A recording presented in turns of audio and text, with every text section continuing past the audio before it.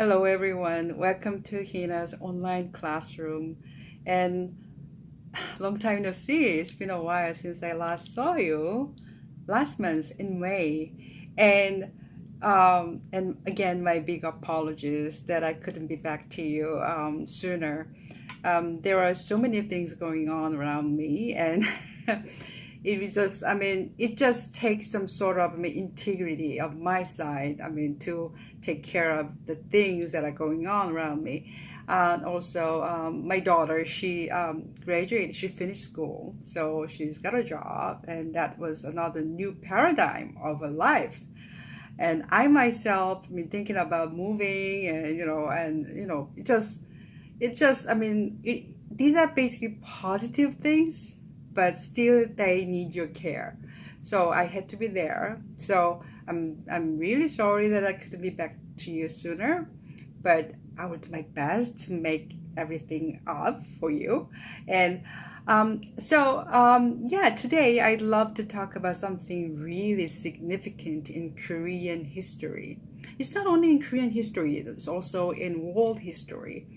Yeah, I just wonder if you remember. Of course, you remember this. Yeah, that which took place on 13th of June. Yes, the summit between North Korea and the United States. And we all know we've been just waiting for it for almost 70 years now, right? Yes. So yes, why don't we talk about it today? And let's get started. Okay, so let's go with the headline first. It says Singapore Summit. What is a summit then? Summit is a meeting between two leaders of the countries. It's not only two leaders, but also it could be multiple leaders. But basically, it's a talk between the leaders of the countries. Okay, we say summit, a summit, or a summit conference, you say that too, or a summit talk. Okay, so basically, if you want to put it into a sentence, we can say North Korea and the US had a summit talk or summit on June 13th.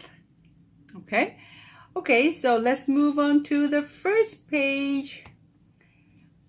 Let's see. As Tuesday's landmark summit between the leaders of the United States and North Korea drew to a close, questions remained for U.S. allies in East Asia as to what Donald Trump and Kim Jong-un's budding relationship will mean for the region.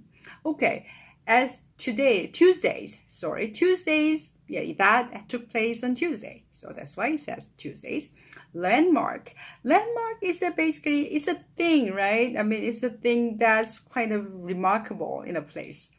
But here, landmark means it's more an event, basically, that could change, that could bring out a big change. Okay, so this time, yes, this summit was really kind of, it could just bring a big change. It could bring a shock wave, right? So that's why it was called to Landmark Summit. Between the leaders, we know what this is now, right? Because once you know the definition of summit, yeah, you understand what this sentence means. The leaders of the United States and North Korea drew to a close. Draw to a close means to make something come to an end. Okay, so I know it just, I don't know why they keep saying this, but it's a kind of expression in English, of course. Draw to a close. Questions remained for U.S. allies. It's not allies, okay? It's allies in East Asia as to basically means concerning, with respect to. So you can basically change it into question remained for U.S. allies in East Asia concerning what Donald Trump and Kim Jong-un's budding relationship will mean for the region. Okay, budding, I know we don't use this. Koreans don't use this very often, but they use this I mean, North Americans, especially Canadians and Americans, they use this word very often. It just basically means kind of emerging, right? Emerging, or something that's showing the sign of promise. Yeah, we can. I think we can say promising as well, but yeah, it's more like emerging. Relationship would mean for the region. For the region usually it's a just specific area, right? But when we say region, it's more political. It has some sort of political connotation in this word. So for the region, probably Korean Peninsula. Yes, because Korean Peninsula is considered very, very dangerous to the other part of the world, right? We Koreans kind of are used to it, so we believe, oh yeah, people are living, people are just having their lives, and here people live, and we feel kind of safe. We are not saying that we are 100% safe, but we actually understand what it is like to live on a Korean Peninsula, right? So that's exactly what they mean. But to many North Americans or Canadians, Korean Peninsula is considered very dangerous. It's more like it's considered a war zone. So that's why they say, okay, there's a summit between North Korea and the United States. What is going to happen on Korean Peninsula from now on? Okay, I hope that makes sense. Okay, let's move on to the next page. Just give me some time to look for the page, because for some reason it's not aligned. Okay, there you go. A document signed by the two men committed to U.S. and North Korea to join efforts to build a lasting and a stable peace regime on Korean Peninsula, and to work toward the complete nuclearization of the Korean Peninsula. Okay, now there it goes. A document signed. They signed documents after a talk. The two leaders or multiple leaders just sit down, and then they just sign a document. I'm pretty sure you saw this before, even on TV or even on newspapers, right? By the two men, basically Donald Trump and North Korea's leader Kim Jong-un, right? Committed. Basically, the document actually committed. The document is promising the U.S. and North Korea to join efforts to build a lasting, which just lasts for a long while, and stable peace regime. Yes, regime is an interesting word, right? It's a system, okay?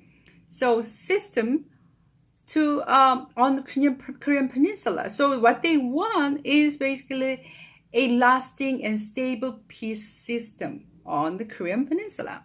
Korean Peninsula, they use this very often, and please be careful, because there is it is considered proper noun. It's a name basically, right? So, and be sure you will use on before the Korean Peninsula. We don't say in the Korean Peninsula, we say on the Korean Peninsula. And to work toward complete denuclearization. Denuclearization. We know what nuclear weapon is, okay? So de means to deprive, to get rid of, right?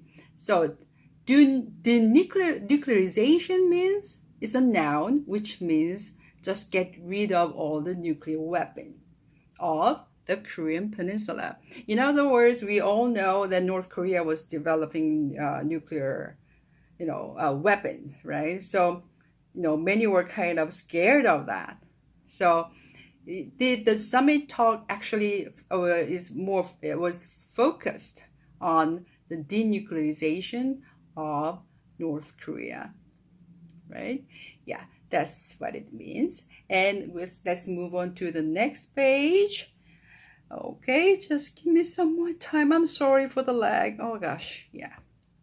Okay, Trump outlined the vision of an Asian geopolitical landscape that included a significantly reduced U.S. military presence, promising to end joint U.S.-South Korean military exercises and eventually withdraw U.S. troops from the Korean peninsula. Okay, so what Trump is trying to do, his vision is his vision of the Asian geopolitical landscape. Asian geopolitical is basically geography plus political. So in other words, politics based on geography, right? Or it's just, because Korean Peninsula is such an unique region because of the Cold War is still going on in this Korean Peninsula. So Donald Trump has his own specific vision on this. How do you change that? He will significantly reduce U.S. military presence, because there is U.S. military bases on Korea, but he's planning to reduce the number of U.S. military bases, and he also promises to end what?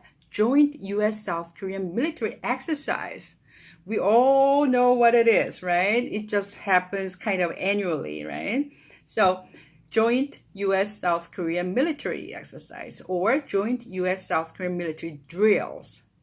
And eventually, and in the end, and finally, sometime in the future, but finally withdraw U.S. troops from the Korean Peninsula. And his goal is just get all the U.S. military troops out of Korean Peninsula and bring back them to the United States, or just put them somewhere elsewhere.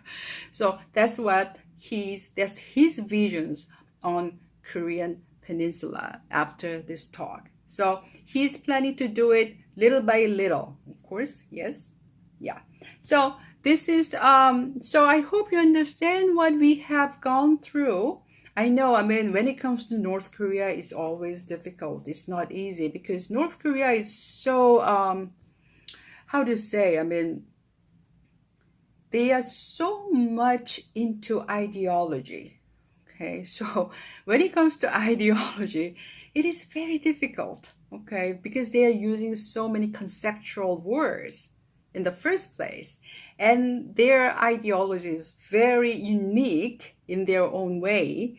So you need to understand, and you need to basically go beyond the each meaning of the word, right? So this is not the most easiest. This is not the easiest task, but we are getting there, okay? Because I know many Koreans living in, especially South Koreans living in Canada, basically they get asked about North Korea. We really don't know about them. Whenever my Canadian friends ask me about North Korea, I basically have nothing to tell them. I basically say, I'm sorry, I really don't know much about them.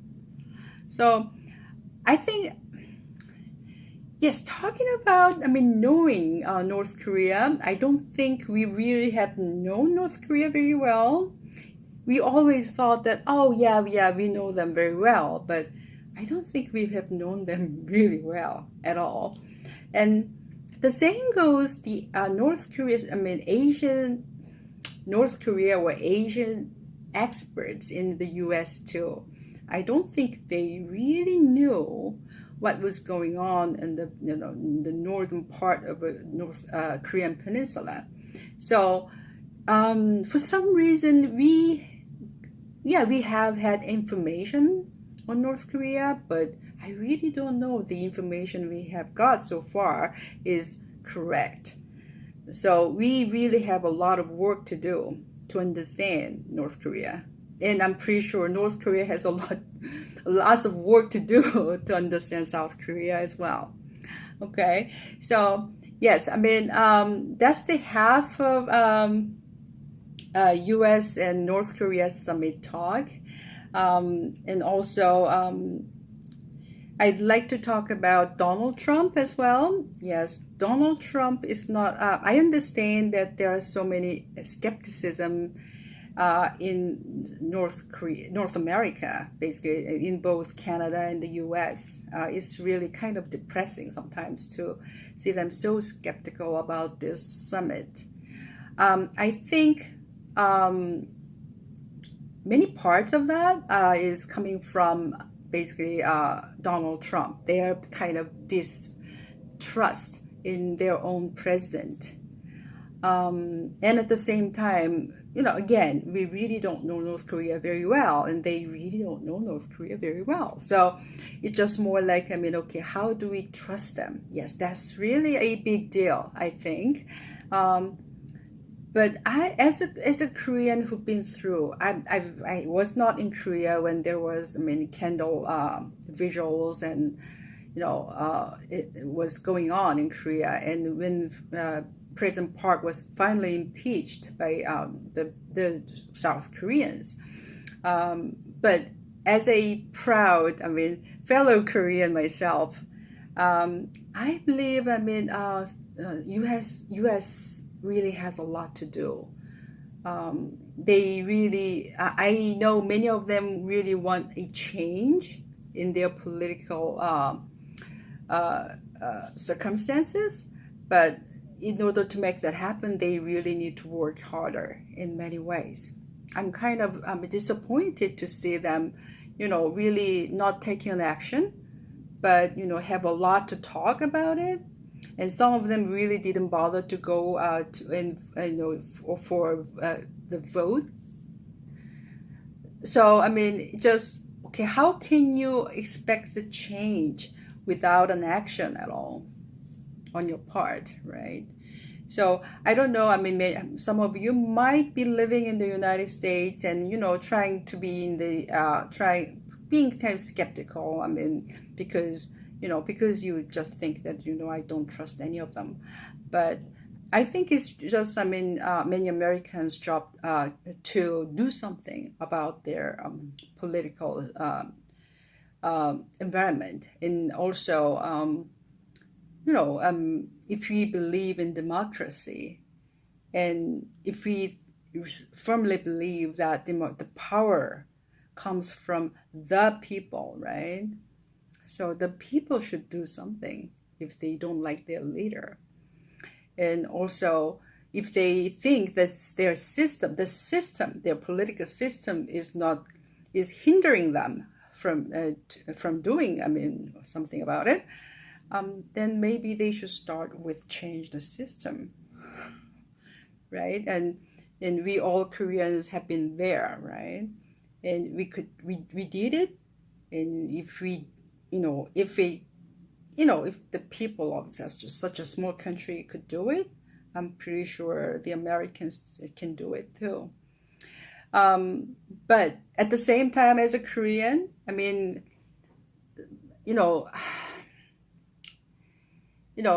really hoping that, any kind of political change in the United States will not affect the peace mood that is going on Korean Peninsula. That's my hope, and I really, I'm keeping my fingers crossed. But at the same time, the people in Korea actually should be, I think we should brace ourselves up for any kind of big change in the United States as well, right? So things are really weird, but I think Koreans have been great so far. Koreans have been doing great so far.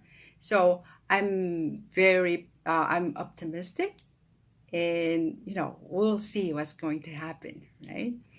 Okay, I'm so excited actually, and also I'm really sorry because I've been so busy doing lots of things, including English summer camp, English summer camp for 2018. I'm so excited to have you.